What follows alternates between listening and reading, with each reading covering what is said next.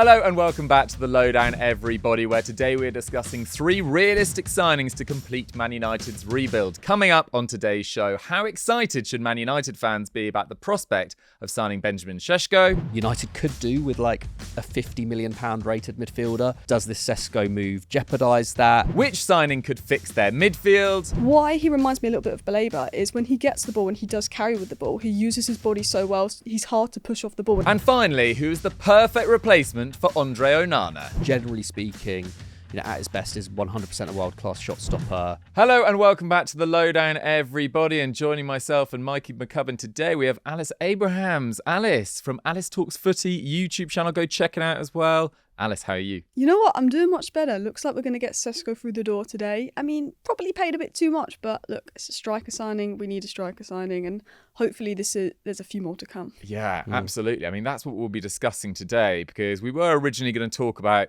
cheap signings for Man United, but it looks like Sesko is going to be done. Maybe even before this video goes live. It does feel like they are ahead of Newcastle in the race for him. And so we are going to be talking about that signing, maybe some alternative signings in central midfield and goalkeeper as well. But Alice, let's kick off with Benjamin Sesko. I'm sure you've made loads of content about him on your YouTube channel and across your social media this summer. How excited should Man United be with the prospect of Benjamin Sesko arriving, given he was so strongly linked to a club like Arsenal just a few weeks ago as well? I think the prospect is really, really exciting. Like, there's a reason Arsenal were looking at him, Newcastle were looking at him, and Manchester United have been looking at him when he was at Salzburg for 3 years. I think as a player, in terms of potential, he's probably got one of the highest ceilings in football. And I think there's just the hope at Manchester United that we can unlock that, because we obviously brought Hojlund in, who had a lot of potential, and it's not really going smoothly. But I think the Sesko we're bringing in, while he's not the finished article, he's a lot more developed than the Hojlund we brought in. He's had Champions League experience. He's had 2 good seasons at Leipzig. Arsenal even looked at him last summer, but he felt he needed 1 more year for his development. And I think now he's moving now. Maybe he feels he's ready for that next step, which is good. Got decent numbers last year. And I think what I like about him is I think Ruben Amorim really likes like an athlete in his striker, someone that can run, someone that is sort of powerful, fast, and can move the ball quickly. And I think Sesko ticks all those attributes. So I think as a signing, it's incredibly exciting. Yeah, absolutely. I mean, since August 2023, I was looking earlier, no under-23 player has scored more goals in Europe's top 5 leagues. And behind them were the likes of Bellingham, Verts, Musiala, who are of course not out-and-out nines, but it does go to show the kind of company he's keeping, even in some seasons at Leipzig where, last year I thought maybe Openda was really the kind of key man at points for Leipzig, and maybe his finishing can be a little bit erratic, but that ball striking potential is absolutely massive. I mean, Mikey, a few months ago when you guys were finishing 15th with your lowest points tally since what you relegated in 1974, if a few months later I'd said you're going to sign Cunha, Mbeumo and Sesko if you get him through the door, you'd have taken that, wouldn't you? Yeah, I would have said you were crazy. Yeah. It's pretty mad thinking back to the end of May and that Europa League final, feeling like it was all or nothing. It felt like at the end of that final that United's transfer window would be doomed, that potentially Ruben Amorim was just doomed because he wouldn't be able to get in anywhere near the amount of reinforcements that he'd need to even vaguely improve this Man United side, given his awful record as manager so far. But at least in terms of the attack, United have real quality and real depth now, which is quite surprising. I guess the flip side of that is that if the Sesko deal gets over the line, United will have spent almost £200 million just on attackers, and two of whom can play as a centre forward, even if it's not their natural position. And it does leave the midfield, which has remained United's problem position for the best part of 10 years, underfunded still. The Agate deal last year, that has yet to pay off. We're yet to see even if Agate is going to start the season for United. Like, they do need to invest in other areas of the squad. You mentioned goalkeeper earlier. Long term, do they bring in a right wing back? Because we're yet to see Ahmad do a full season at right wing back. Is he actually the best option there, or is he better splitting minutes with Mbeumo as the right 10? There are still so many question marks, but particularly in the midfield, it feels like, United could do with like a £50 million rated midfielder. Does this Sesko move jeopardise that? It clearly, that midfield position hasn't been United's priority. Otherwise, we would have, seen them, putting in bids for players in June, July. But yeah, like on the face of it, getting in a striker who Arteta really wanted at Arsenal, who Supposedly Newcastle, over Gyökeres. and Newcastle want to replace Isak. On the face of it, like that is pretty special given where United are Wow. at. And yeah, there are question marks over him. Like you say, his finishing could be a bit erratic. I think especially, breaking into the box and being one-on-one with the keeper, he's not as strong as when he's striking the ball from range or if he's taking it on the volley. But, amazing aerial ability. He's a good footballer. He's like a really good footballer, which I don't think you could necessarily say of with as much confidence of someone like Hojlund when he came off, half a season of regular football at Atalanta before coming to United. He's clearly got great technical ability. My only reservation is do you need that much in a striker when you've already bought, players like Mbeumo and Cunha, and Cunha in particular, who, he has a penchant for taking shots from range. He drives through midfield and is a great ball carrier. Like, I wonder how they'll get on. Maybe it'll be a match made in heaven, but it does feel like a lot of money to spend on 3 players who are going to be occupying similar positions. But as I've been saying all summer, no matter what happens, United will be fun to watch next season. Like, if the midfield might not get sorted and United might end up conceding a crazy, crazy amount of goals, maybe more than we've ever seen. But with that forward line, like I have no doubt that United will be a fun attacking team. I mean, yeah, the entertainment factor should be there, and also a bit of fear factor as well. I do think Sesko could provide that as well. I mean, Alice, you mentioned him at the top, but there's been lots of speculation about Rasmus Hojlund's future. Do you think Sesko arriving guarantees his departure, or do you think that there was enough shown in his first season in particular for United to say, look, we invested so much money in him, over £70 million, we should keep him as a squad player? I think the fact, and as Mikey mentioned, we need a midfielder and we spent this much on a striker, says to me that they really want a striker, which says to me they probably don't rate Hojlund that highly. I think, like, on paper, when I look at Hojlund, his attributes, I thought he would do quite well under Ruben Amorim when Amorim first came in, but that clearly hasn't been the case. And I think that second season of Hojlund was really underwhelming. Like, his first season, there was lots of good promise, but it got to the point where Xerxes, who probably isn't the type of striker Ruben Amorim would want, was showing more in those last few months. And I think right now it's a position of Sesko comes in. Xerxes, while he can play number 10, is probably the backup. Cunha can always cover there if need be, but I think he is wasted at striker. I think it's a situation where I don't think Hojlund wants to leave from what we're hearing, but if Hojlund feels he's not wanted, then he'd be willing to leave. And I think if you've seen Manchester United spend this kind of money on Benjamin Sesko, and before that we were looking at Gyökeres, we were looking at Delap, I think we even looked at Ekitike, we've clearly not given up on a striker. I think Hojlund might get the hint and maybe go back to Italy. There was talk of Leipzig wanting him, but he doesn't want the move, so it'll be interesting to see what happens. But I think Hojlund will probably go out on loan this year, because I think if you're in Europe and you're playing all those games, you could have Hojlund and Sesko.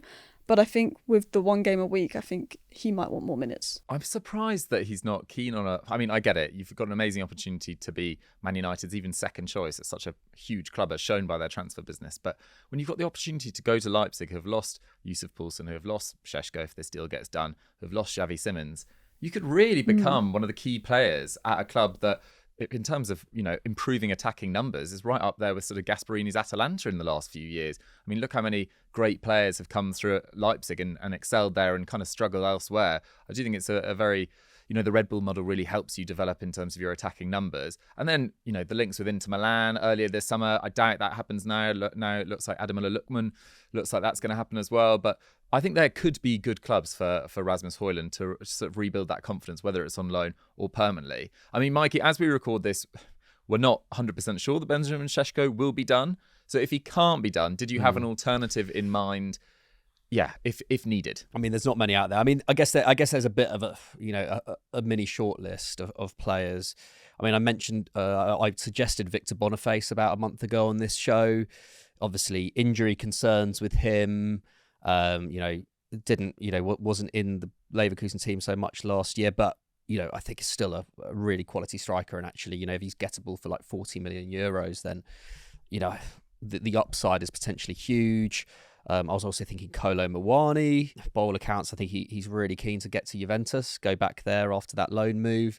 But if that deal can't get done, then could United, swoop in for 40, 50 million pounds? I think that is an option. Nicholas Jackson, of course, has been talked about to death as well. I think it would be, one of those three. Below them, I don't think there's really that much point. In some ways, there's not really that much point in United going for a striker who's anything less than what Sesko can offer potential-wise, because then you're just, you could go for a bargain transfer, but then, if you're only getting £30 million for Hojlund, say, that's apparently what United are looking for, then would you not be better just trying out Hojlund for another year with Mbeumo and Cunha alongside him? Like, that might just suit him better. And invest more heavily in midfield. Exactly. And also, like, what's to say that Hojlund can't bounce back? Like, clearly he's determined to prove himself at the club, and he's had a full summer off, less rigorous schedule next year. Like, yeah, if the Sesko move was not to come off, I would potentially favour just doing that, sticking with Hojlund. We've seen in pre-season, United play with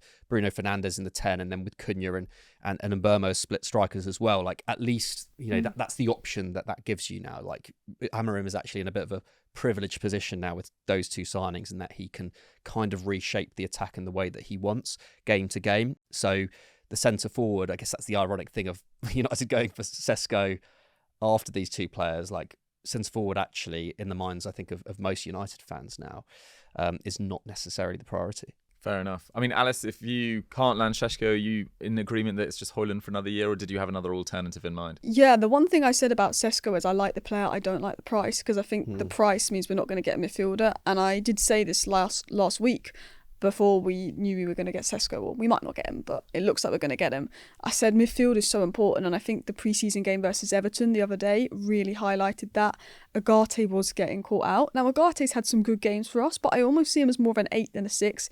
He seems to do better when he's winning the ball back in the attacking half, but in the defensive half, he gets caught out a lot. And while Bruno Fernandes is just a fantastic elite level player, there's still questions: is he better as a 10? Is he best in the pivot under Amorim? Like, what role suits him best? And I think, we just have to get that top level midfielder to come in. The dream, but we're never going to get him this summer, is Carlos Baleba. Everybody talks about it. And I did think if we can't get Sesko and there's not a striker we're convinced on, we should go for midfield. And if Sesko is going to be crazy expensive, which it looks like it is going to be, I did say my preference would be to spend that money in midfield, because as you mentioned, I think you've got Cunha and Mbeumo, they played split strikers. I think that could work. Xerxes, there's definitely a good player in there. We saw that in his second half of last season. If Hojlund has confidence, I still believe that Hojlund will become a good player. I don't know if he'll be able to do it at Manchester United with the pressure. I don't know if he'll be able to find that confidence at United, but I was of the mindset of originally, like, let's just go for midfield. But I think because the best midfield options are like the Balebas and the Whartons, I don't think they're going to be available this summer in the slightest. And maybe that's why United have gone big on a striker, and maybe the plan is to go big on a midfielder next year. But regardless, I still think we're going to have to bring in a midfielder on top of a striker, even if it's someone like how we brought in Amrabat for a year and it's maybe not the biggest name in the world, just someone to get us through it, because I do think we could be defensively vulnerable next season. Okay. I mean, let's come back to midfielders in just a second, but I wanted to put another attacker in the mix. If you can't get Sesko, it does look likely, but I wonder whether someone like Nick Woltemade would be a good someone to look at from Stuttgart. This guy was very, very strongly linked with Bayern earlier this summer.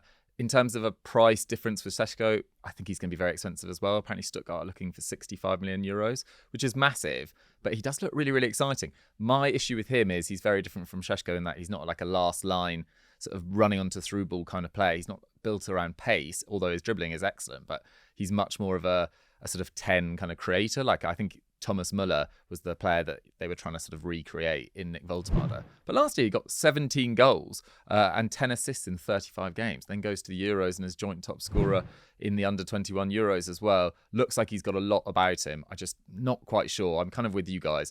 I think if you can't get Sesko, prioritise midfield. So let's move on to midfield then. Alice, I'm sure you've had to have a deep think about this, and I know you mentioned some of the top names, but do you have a more budget alternative? Yeah, so I was trying to think, if Brighton sold Baleba, who would they go for? Okay, nice. Because they, how they replaced Caicedo so well, and I think Lucien Agoume of Sevilla is probably my number one option if I'm thinking realistic. Like, Sevilla weren't great to watch last season, but he was one of the standouts for them. He can play 6, he can play 8. I do wonder what he's better as, but I think he's shown that he can do a role in the 6. I think Ruben Amorim talked about something about he wanted a bit of physicality, someone that is, quite like fast and strong. And I think in terms of strength, one thing I've noticed about him is he seems very strong. He's also 6'1", and we do lack height right now, and we were losing a few duels versus Everton. And I think why he reminds me a little bit of Baleba is when he gets the ball and he does carry with the ball, he uses his body so well. He's hard to push off the ball, and he's got that strength on the ball. And I think he scans the defence quite well. He's quite defensively aware. He scans quite well. So like off the ball, I think he's got the attributes that we want in terms of like the athleticism. I think he's quicker than he looks. I think he's mobile, can cover distance. But I also think on the ball, he's definitely an improvement on Agate. He's a lot more comfortable on the ball, a lot better at playing those progressive passes, sort of turning with it, and he's a lot more press resistant. And I think we need someone that's got the right physical qualities, because Ruben Amorim is very big on physical intensity in midfield, and I think he's got those physical qualities. But on the ball, he's much more comfortable receiving deep, and I think Agate showed in that Everton game he's a little bit of a liability when he, gets the ball just above our box, he loses it. Whereas I think Agome could be an improvement there. I don't think he's the finished article, but you're not going to get the finished article if you're looking under 30 million, if you're looking at realistic midfielder. But I think he's someone that if I'm looking at the traits that I want and I'm looking at potential, I think he could be a really good option. I think it's a very good shout. I mean, this is a guy that was linked with Arsenal quite strongly before they signed Norgard, I think, as the party replacement. And it was someone I put forward for Liverpool last week if they were looking for an alternative to Ryan Gravenberch as well. So he's clearly been highly rated. And he was highly rated for a while. When he went to Inter from Sochaux, Man City and Barcelona wanted him. And this was a good 5 years ago now, but he has been a very highly rated prospect for a long time. It's just a series of loans with sort of smaller clubs didn't really push him into the sort of spotlight, as it were, until that permanent move last summer to Sevilla after the year there on loan the year before. I mean, Mikey, I think that's a very good start, Agoume, but yeah. Who are you thinking? Yeah, Agoume didn't actually, maybe I just thought because he's been linked with, with clubs higher up the table, maybe I felt like he wasn't gettable, but yeah, I mean, I guess Ederson's the name that's been linked most with United over the last year, and he would cost, around 60 million euros. So, if Sesko gets done, that's probably not possible.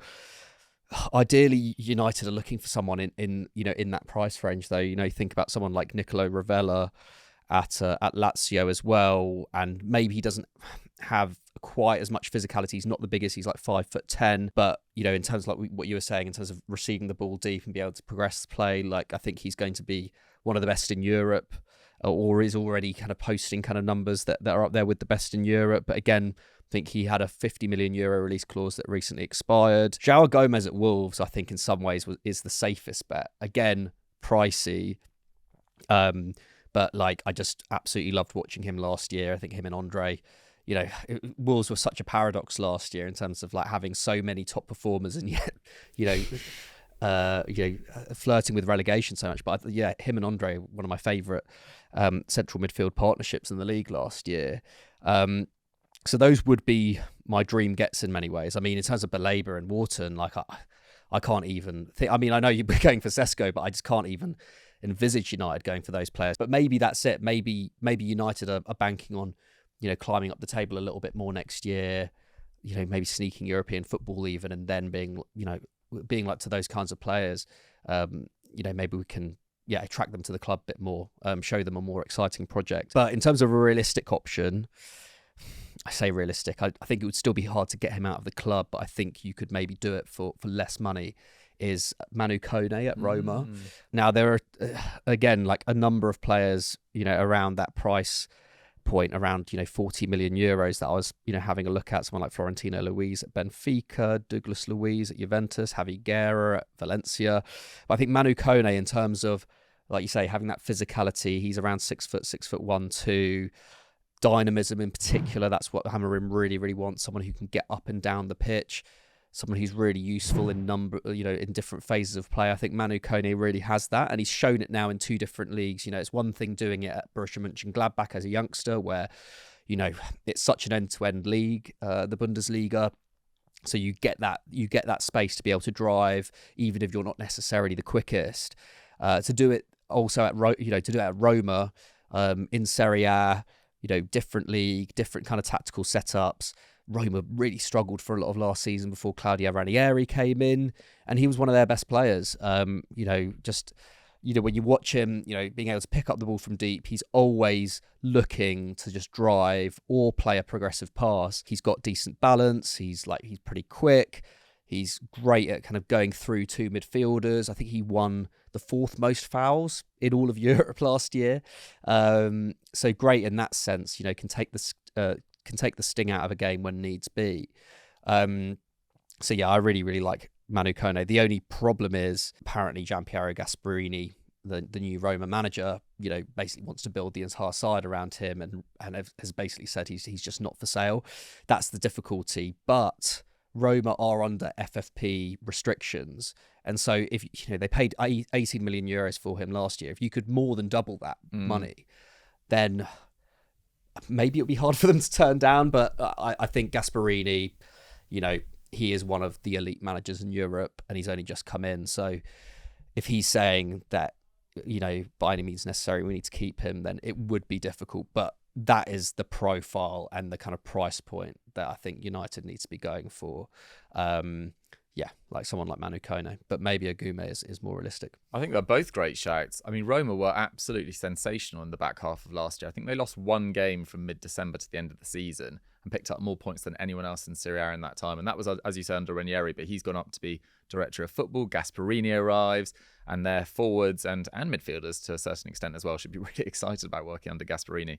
So effective at really increasing their attacking numbers. I'm actually going to suggest someone that you actually mentioned there in Javi Guerra, who I've mentioned before on a couple of shows, but I do think he's a really nice fit for Man United, and he's been linked as well at the moment, which feels quite positive. I do think Man United, despite the fact that you say about whether they could get an Ederson or they could get, one of those top midfielders, I think Man United have proved this summer that the pull is still there for the club. I'm amazed you've managed to sign 3 players of this quality, given the fact you finished 15th. And it does feel like 2 years before you're challenging at the earliest. So I'm still pretty surprised. But Javi Guerra feels like someone quite achievable right now.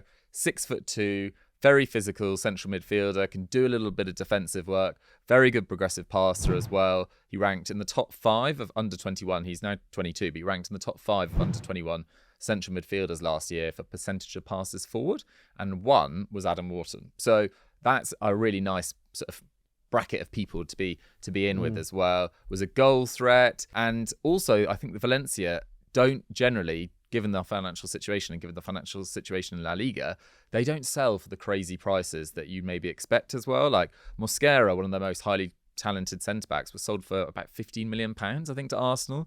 Even Mamardashvili, coming off an amazing Euros last year, I think he was 30. Their most expensive since 2020 is Ferran Torres when he went to Man City, and that was 33.5. So it's not outside the realms of possibility that Javi Guerra, despite being a homegrown graduate and one of the most sort of profitable players in their squad, you could probably get him for 35 million euros tops, which is probably around 29 million pounds. It does feel very achievable. And I think he's got a potential to be an underrated signing that can instantly improve that midfield. So guys, we'll leave it up to you guys. Manu Kone, Agoume or Javi Guerra. I think those are 3 excellent suggestions, if we don't say so ourselves. Right, let's move over to goalkeeper.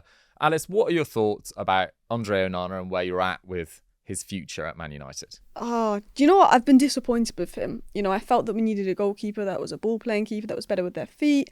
And, he is an improvement on De Gea in terms of with his feet, but it's not like a noticeable improvement. And when you take away De Gea's shot stopping compared to Onana's, I don't feel like we upgraded in the slightest right now. And I think he's a liability, Onana. I remember, I think it was the Lyon game in the semi-final. He gave all this talk and he could have probably done better for both the goals that we conceded. And there's a lot of the times where he's been a liability. But at the same time, there was a run-in, the back half of his first season and just before Ruben Amorim came in, where I was like, Onana looks solid. I think we're all right with him.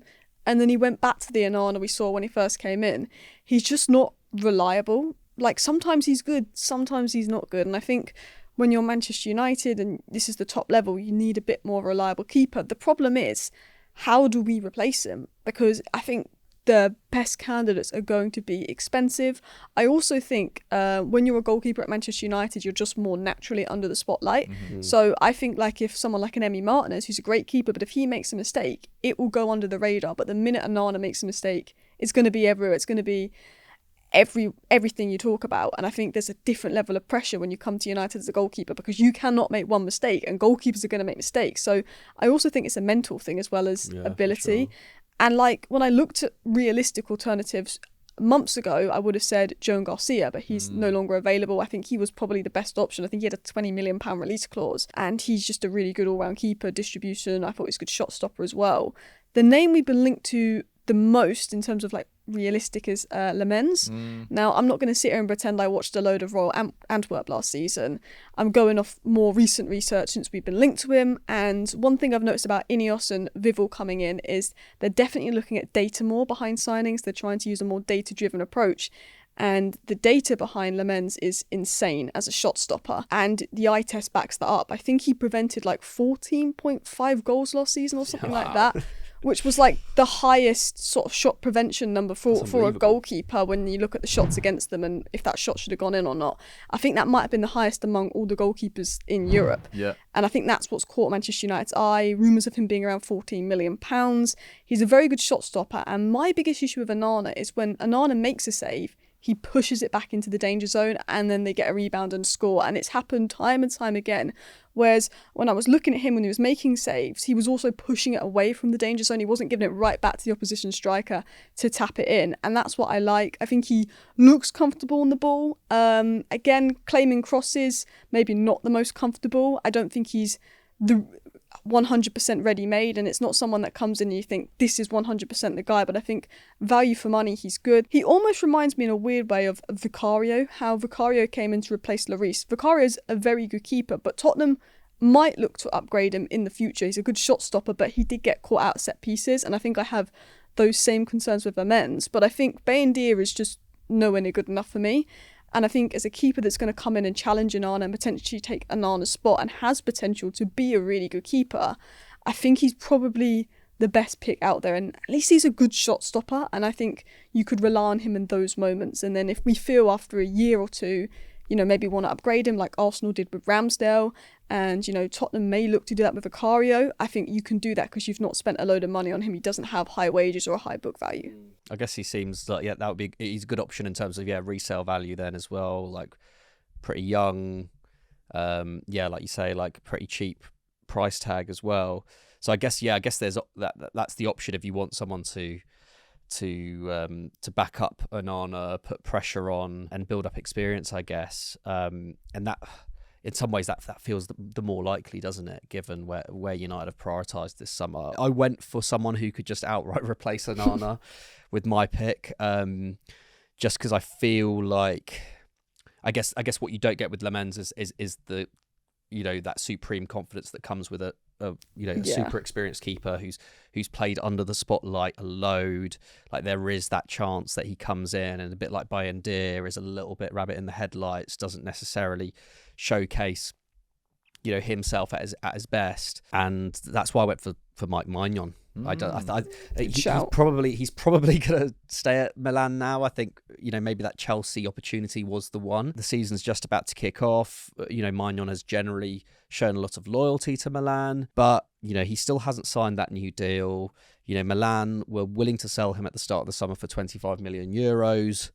If an offer comes in, like I think Milan do consider it, and again, like I still can't get my head around how Chelsea didn't, offer that 25 million when they had the opportunity. And I just think, I don't know, maybe it's because I was watching the interview with Edwin van der Sar recently, but I just think that's where United are kind of at. And maybe again, I'm getting tunnel vision and just thinking about kind of Man United's recent history as the benchmark for how you should sign a goalkeeper. But I do think in recent years, with De Gea's decline, Onana not living up to his to his billing in his 2 years at the club, it does remind me of that period in the early 2000s where United just could not get over Peter Schmeichel. And signing the modern day Taibbi. Potentially, I wouldn't want to put that as door, but potentially Mike Maignan is the modern day Edwin van der Sar. Nice. I mean, Edwin van der Sar is an all-timer, and Magnan's not quite at that level, but certainly in the last few years he's been one of the best keepers in the world. He has, he's had the spotlight on him at Milan. Like, out of, maybe Milan are the most, do have the biggest spotlight on them of any club in Serie A, given their history, given their Champions League record, maybe aside from Juventus, but still it feels like Milan are the most internationally looked at team. And, and he had to replace Donnarumma as well. So he had huge boots to fill, and obviously has done an amazing job. Obviously injury record, not so good, does have his moments, but generally speaking, at his best is 100% a world-class shot stopper, is good at leading a back line, and is, decent with the ball at his feet as well, good distributor. And I think that's the main thing, is that with Onana, as much as when he is at his best, he's great, I think, like you're saying, that erraticness, that inconsistency, when you've got a back line in front of you who, in years to come is going to have Lenny Yoro and Aidan Heaven as mainstays, such young defenders, I think you do want that experience behind you. You want someone who you just 100% of the time are not worried about at all. And I think that's what, Van der Sar brought to United when he came in 20 years ago, and, Vidic and Evra coming in after him, they were able to, have that confidence. And I think United, if there's one area of the pitch where actually they've got quite a lot of quality and depth now and don't really need to invest, in theory, for a while, it is at centre-back.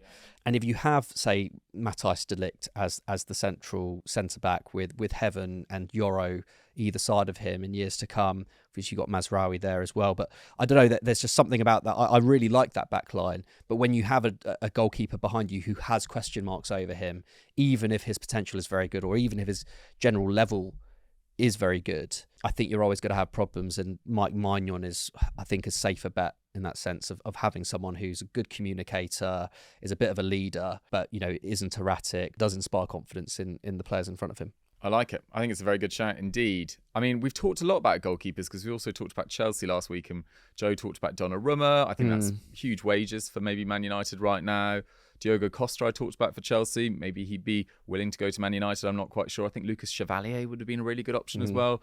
Now going to PSG. But I'm actually going to suggest someone more in the potential range, a bit slightly different to Lammens, but, definitely not a Mike Maignan, in Anatoliy Trubin, who was linked with Man City earlier this summer, and he came through at Shakhtar Donetsk. He actually got named Ukrainian Goalkeeper of the Year 3 years in a row. He was also named Champions League Breakthrough Player in 2020, and got to 2023. And actually, this is where it quite interestingly ties in with Andre Onana. Andre Onana leaves Inter Milan, and Trubin was really strongly linked with the move to Inter Milan to replace him. But they couldn't come to an agreement, and Benfica eventually signed him and agreed a sell-on clause, a quite hefty sell-on clause with Shakhtar. So, again, this might be a difficult one to pull off because so much of the money is going to Shakhtar. But his last couple of years at Benfica, have gone really, really well for Trubin, despite the fact that it's really been the Sporting CP and Victor Gyökeres show over there. Benfica have had a really solid defensive record, and he's been really, really good. He's kept 26 clean sheets in 60 league games, so almost one every 2 games, which is really impressive. And his goals against per game has never been above 0.9 since he's been there. For context, Alisson, who at points in the last 5 years has been the best goalkeeper in the world. I think injuries maybe mean that he's probably not quite there now, but he's only had 1 year below 1 goal against per game. So Trubin has operated at a really, really high level at Benfica, was very, very busy in the Champions League last year as well. There's only 3 goalkeepers that made more saves than him. He's got a €75 million release clause, and I can hear the panic. But according to reports, Benfica would be willing to sell him for 30, which is a huge drop-off. Yeah, massive. But Benfica have been, this is a club that consistently churns through players. He's a player that was brought in for relatively cheap, so they would still be making a profit. They've had a difficult time in terms of solidifying their coaching for the years to come as well. I think Bruno Lange is now back there as head coach. Maybe they would just see this as a pretty useful profit from a goalkeeper that will eventually move on. I think it's fair to say, he does look like a very well-rounded goalkeeper, but it's really his shot stopping that stands out at Benfica than anything else.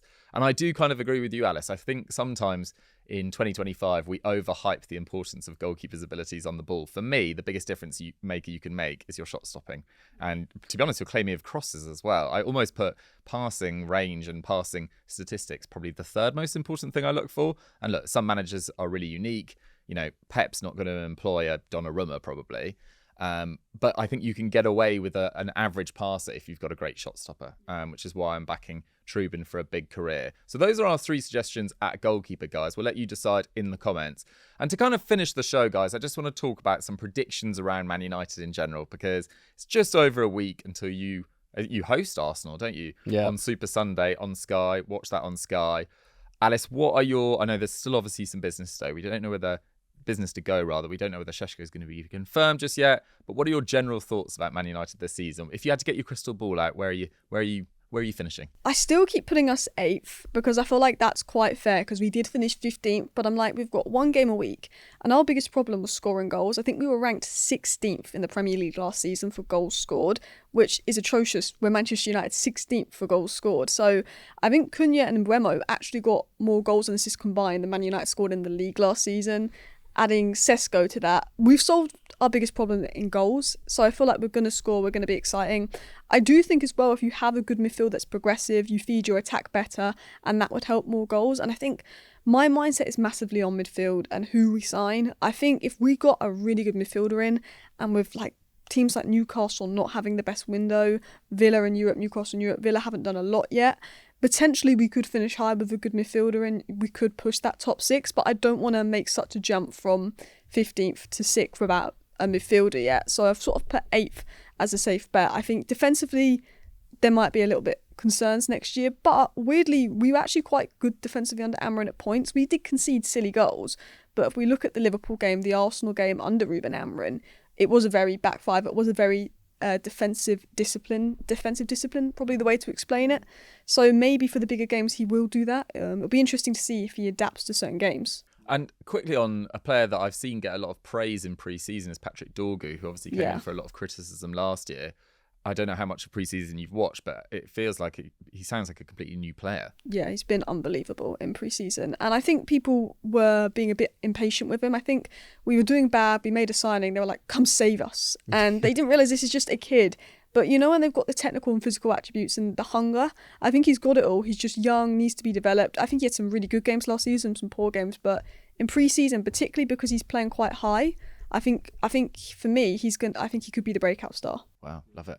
And Mikey, I mean, we've just spent, I don't know, the last 40 minutes talking about how they need to sign a few more players. Obviously, we don't know where it's going to end up. But if the squad was what it is right now, and Sesko, let's say he's guaranteed to come in, are you with Alice? Are you sort of 8th area? Yeah, I think top 10, has to be minimum. I know it's a cliche, but like when you are Man United, and also when you've spent the kind of money that Man United have spent, not just this season, but last season, under Ineos, then the expectations have to be there. Like, it's not just the fact that United have spent that money as well. They've picked off the biggest talents from, arguable competitors last year. Of competitors. I mean, arguable whether Cunha was actually Wolves' best player last year, but he certainly, was their most pivotal attacker. When you do that, then you should be expected to leapfrog those teams. Brentford, I think people are maybe over-egging just how much they're going to drop off. I wouldn't necessarily have them down for relegation, but, I think United should be leapfrogging Brentford, certainly. You look at Bournemouth losing so much talent in the back line. I think United should be leapfrogging them, as good as Iraola is, and as I know they've retained their attacking talent, but I think United should be leapfrogging them. Clubs like Fulham, Everton, there are a number of clubs that United should be expecting to finish above next season, and I think that would be I think top 8 would be good progress. Without European football, I don't know, maybe it's just pre-season optimism, but you never know. A proper European push, I don't think you can totally count it out, given how much change in general there are at other clubs. There's so many unknowns, and look, that might count against United as well. That you've got 3 brand new attackers, one arriving with just over a week to go. They've got to be given a bit of time to gel. And you look at that. That's the thing, actually, with a club like Newcastle, clubs like Aston Villa. In some ways, I back those clubs to remain stronger just because they've managed to retain most of their talent. And Newcastle have been frustrated in terms of getting players in.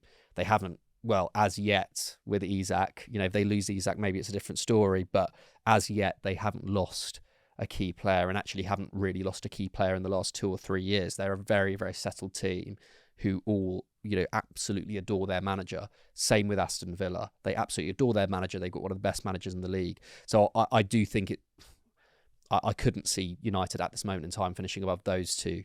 But certainly that mid-table that was so strong last year, I think will generally drop off. The pressure is really on Amorim, because not only has he got some really good attacking signings, at least on paper, in the door, they've made big decisions in terms of backing him, in terms of the players that are clearly jettisoned as well. Like, it feels like Garnacho will be sold. That's a big decision for not just next season, but the next 10 4 years. 5. Yeah. Like, it's huge. The fact that Antony looked so promising at Real Betis. I'm not saying that I would have reintroduced him to the Man United team, but you could see, same with Rashford at Villa, like, he's been backed. He's really been backed. So there has to be a vast improvement. And with the 1 game a week, I do think that's a massive, massive advantage.